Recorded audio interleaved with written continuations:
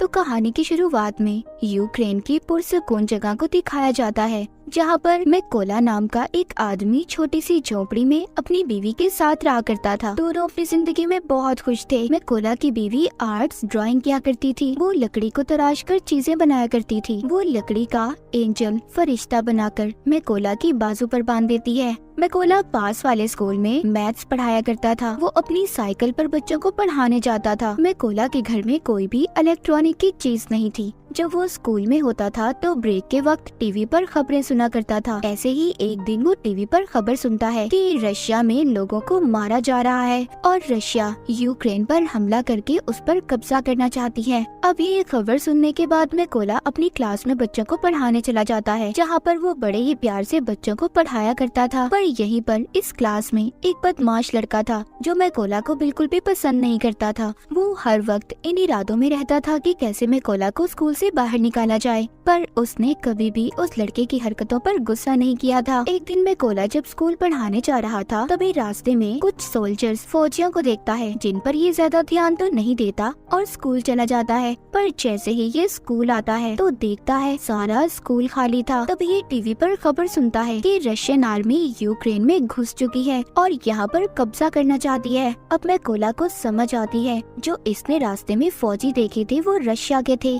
पूरे मामले को देखते ही ये फौरन से अपने घर की तरफ भागता है, क्योंकि उसकी बीवी घर पर अकेली थी। मगर अब बहुत देर हो चुकी थी। जब ये घर पहुंचता है तो देखता है रशियन फौजी उसकी बीवी को मार रहे थे और जब मैकोला अपनी बीवी को बचाने की कोशिश करता है, फौजी उसे भी पकड़कर मारने लगते हैं। मैकोला उनसे कहता है प्लीज मेरी बीवी को मत मारो, वो माँ बनने वाली है। पर वो कुछ भी नहीं सुनते और उसके घर को आग लगाकर जाने लगते हैं। अपने घर को जलता देखकर उसकी बीवी जैसे ही उठकर उन फौजियों पर पत्थर मारने लगती है तो एक रशियन फौजी उस पर गोली चला देता है, जिसकी वजह से मैकोला की बीवी मर चुकी थी। मैकोला अपनी बीवी की लाश के पास बैठकर जोर जोर से रोता है। तभी तो यूक्रेन के फौजी आते हैं। वो उसकी पहचान करने के बाद उसकी बीवी की मौत पर बहुत अफसोस कर रहे थे और उसकी बीवी के लिए कब्र खोदकर मैकोला से कहते हैं कि अपनी बीवी को यहाँ पर दफना दो। अब मैकोला अपनी बीवी को दफनाकर अपने घर को देख रहा था। रशियन फौजियों ने उसकी बीवी को भी मार दिया था और उसके घर को भी जला दिया था, इसीलिए अब वो बदले की आग में जल रहा था। वो रशियन फौज से बदला लेना चाहता था, इसीलिए अब वो यूक्रेन के फौजियों से कहता है कि प्लीज मुझे भी आर्मी में शामिल कर लें, मैं भी फौजी बनना चाहता हूँ। ये सुनकर वो फौजी मैकोला को अपने साथ ले गए थे, पर जाने से पहले मैकोला अपने पास लकड़ी का एंजल रख लेता है जो उसकी बीवी ने उसकी हिफाजत के लिए बनाया था। जब ये बेस पर आता है तो यहाँ के कमांडर इसको आर्मी में शामिल नहीं करते, कहते हैं कि क्या पता ये कोई जासूस भी हो सकता है। पर मैकोला कमांडर को बताता है कि रशिया की फौज ने मेरी आंखों के सामने मेरे घर को जला दिया और मेरी बीवी को भी मार दिया, इसीलिए मेरे पास जीने की अब कोई वजह नहीं है। मैं रशिया की फौज को मार कर ही सुकून का सांस लूंगा। मैं अपने मुल्क को बचाऊंगा ताकि रशिया की फौज यहाँ पर किसी और के घर को ना उजाड़े। ये सुनकर कमांडर मैकोला को आर्मी में शामिल करने के लिए तैयार हो गया था। उसकी ट्रेनिंग अब शुरू हो जाती है। मैकोला को बंदूक के बारे में कुछ भी नहीं पता था। जब सभी फौजी बंदूक को असेंबल कर रहे थे, उनके हिस्सों को जोड़ रहे थे, तो मैकोला उनके सामने सबसे ज्यादा देर में बंदूक को असेंबल करता है, जिससे सभी फौजियों को ये लग रहा था कि मैकोला कभी भी अच्छा फौजी नहीं बन पाएगा। मगर मैकोला अपनी सारी जान अपनी ट्रेनिंग पर लगा रहा था ताकि वो अच्छे से अच्छा फौजी बन सके। एक दिन ऐसे ही जब वो ट्रेनिंग कर रहा था तो अपने सीनियर से कहता है कि मुझे मैकोला कहकर मत बुलाएं, मुझे रेविन कहें। तभी उसके सीनियर उस पर हंसने लगते हैं, कहते हैं खुफिया नाम ऐसे ही किसी को नहीं मिल जाते, उसके लिए इंसान को मेहनत करना पड़ती है। अब मैकोला पूरी जान से ट्रेनिंग कर रहा था। रात को जब सभी सिपाही सो रहे होते थे तो तब भी मैकोला अपनी प्रैक्टिस करता रहता था। एक दिन उनका कमांडर सबसे कहता है कि हमारे पास स्नाइपर निशानेबाज की कमी है, कौन है जो तुम में से स्नाइपर बनना चाहता है? इनमें से बहुत कम लोग थे जो अपना हाथ ऊपर करते हैं। इन्हीं में से मैकोला भी था जो अपना हाथ ऊपर करता है। सभी उसे देखकर हंस रहे थे। कमांडर उसे कहता है तुम्हें तो बंदूक भी सही तरह से असेंबल नहीं करने आती, तो तुम क्या स्नाइपर बनोगे? मैकोला कहता है, मैं एक अच्छा स्नाइपर बन सकता हूँ, आप मेरा कोई भी टेस्ट ले सकते हो। कमांडर उसको टेस्ट लेते हुए कहता है कि तुम्हें सिर्फ 20 सेकंड में इस बंदूक को असेंबल करना होगा। अब मैकोला अपनी आंखों पर पट्टी बांधकर बंदूक को जोड़ना शुरू करता है और सिर्फ 18 सेकंड में उसने बंदूक को असेंबल कर दिया था। ये देखकर सभी हैरान हो गए थे। जो लोग पहले इस पर हंस रहे थे वो अब इसके लिए तालियां बजा रहे थे। इसके बाद मैकोला की स्नाइपर की ट्रेनिंग शुरू हो गई थी। वो जी जान लगाकर स्नाइपर की ट्रेनिंग कर रहा था। वो दिन भी आ गया था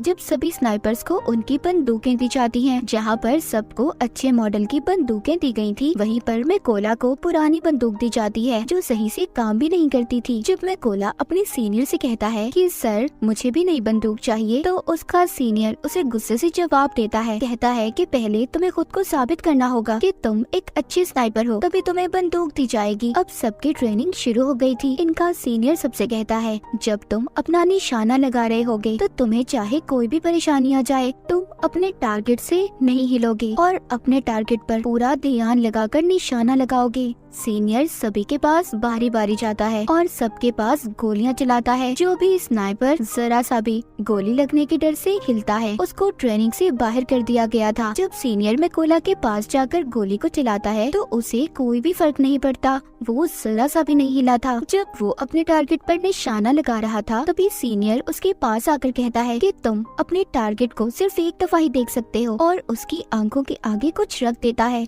अब मैकोला जब निशाना लगाता है तो उसका निशाना चूक गया था, मगर सब जानते थे कि अगर मैकोला को नई बंदूक दी जाती और आंखों के आगे कुछ न आता तो उसका निशाना लग जाता। रात को स्नाइपर का नाइट शूट टेस्ट होता है जिसमें इन्हें रात के अंधेरे में अपने टारगेट को देखकर उस पर निशाना लगाना था। ये फ्लेयर गन को चलाकर सबको एक ही बार उनका टारगेट दिखाया जाता है। सब निशाना लगाते हैं पर मैकोला निशाना नहीं लगाता।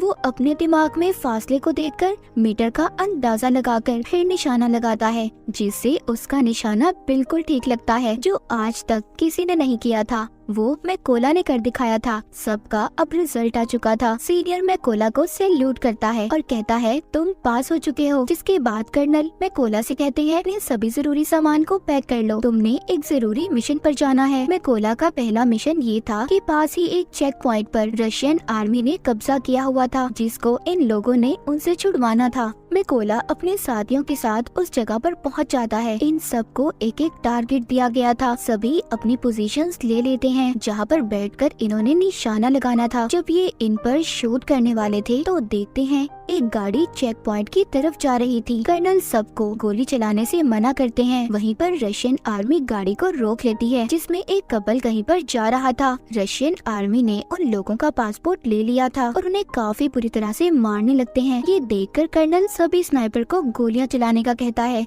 और एक ही झटके में सभी स्नाइपर रशियन आर्मी को मार गिराती है। इनका पहला मिशन पूरा हो गया था।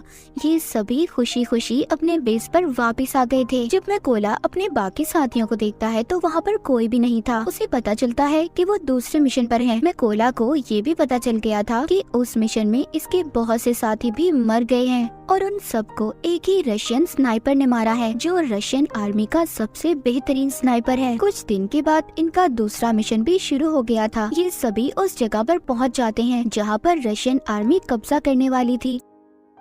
सबसे पहले मैकोला हर जगह पर अपने साथियों के साथ बॉम्ब लगा देता है और फिर घास में छुपकर रशियन आर्मी का इंतजार करने लगता है। कुछ वक्त के बाद रशियन आर्मी उधर आने लगी थी। तभी मैकोला देखता है उन रशियन फौजियों में मैकोला का एक स्टूडेंट भी था जो स्कूल में इसे परेशान किया करता था। ये वो ही बदमाश लड़का था और अब वो रशियन आर्मी में शामिल हो चुका था। जैसे ही कर्नल इन्हें शूट करने का कहते हैं तो मैकोला थोड़ा सा घबरा गया था, क्योंकि ये अपने स्टूडेंट को मारना नहीं चाहता था, पर फिर भी ये अपने सभी जज्बात को साइड पर रखकर गोली बॉम्ब वाली जगह पर चला देता है, जिससे बहुत बड़ा धमाका होता है। सभी रशियन फौजी मारे जा चुके थे। बाद में कर्नल जब मैकोला के पास आते हैं तो पूछते हैं तुम क्या सोच रहे थे। मैकोला बताता है कि उन रशियन फौजियों में मेरा एक स्टूडेंट भी था। कर्नल कहते हैं कि वो उस लड़के ने चुना है कि वो गद्दारों में शामिल हो गया, इसीलिए तुम्हें उसके लिए बुरा मानने की जरूरत नहीं है। इसके बाद ये वापस से बेस पे आ चुके चुके थे। कर्नल ज्यादातर अपना वक्त अब मैकोला के साथ ही गुजारते थे, क्योंकि अब कर्नल पूरी तरह से मैकोला पर यकीन करने लगे थे। कर्नल मैकोला को बताते हैं कि मेरी 2 बेटियां हैं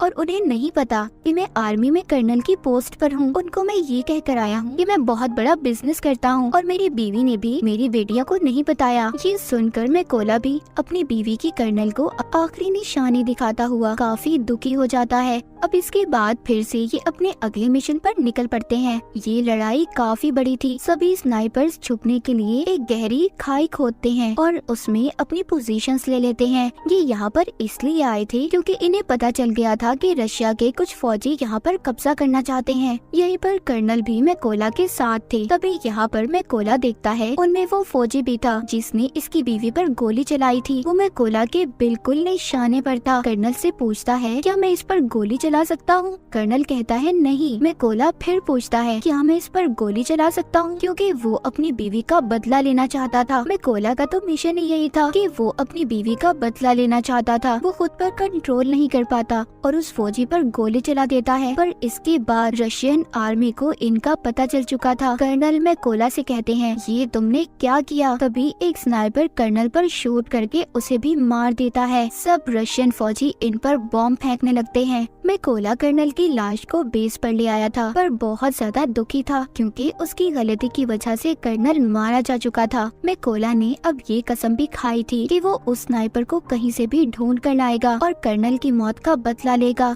इसलिए वो अगले मिशन के लिए अकेला ही निकल गया था। उसको उस स्नाइपर की जगह के बारे में भी पता चल जाता है। वो अब अपने टारगेट को फिक्स करके एक स्नाइपर को मार गिराता है, पर वहाँ पर एक स्नाइपर मैकोला पर गोली चला देता है जो उसको लगती तो नहीं, पर वो जख्मी हो गया था। लेकिन स्नाइपर को भी मैकोला ने मार दिया था। अब क्योंकि वो जख्मी था इसलिए खुफिया जगह पर जाकर अपने जख्म के ठीक होने का इंतजार करने लगता है। तभी उसे अपने हेड की कॉल आती है जो बताते हैं कि हमें उस स्नाइपर का पता चल चुका है जिसने कर्नल को मारा था। तुम जल्दी से बेस पर आ जाओ। मैकोला अब बेस पर आ चुका था। जब इनकी ट्रेनिंग शुरू होती है तो इन्हें बताया जाता है कि वो स्नाइपर बहुत ही खतरनाक है। उसका निशाना आज तक गलत नहीं लगा। हेड यहाँ पर ये भी बताते हैं कि वो पहले यूक्रेन के फौजियों को मारता है, फिर उनकी वीडियोस बनाकर इंटरनेट पर डालता है ताकि यूक्रेन आर्मी हार मान ले। हेड बताते हैं कि हम 2 ग्रुप्स में जाएंगे। बिल्डिंग के अंदर वो स्नाइपर है, हम वहाँ पर जाकर उन पर हमला करेंगे।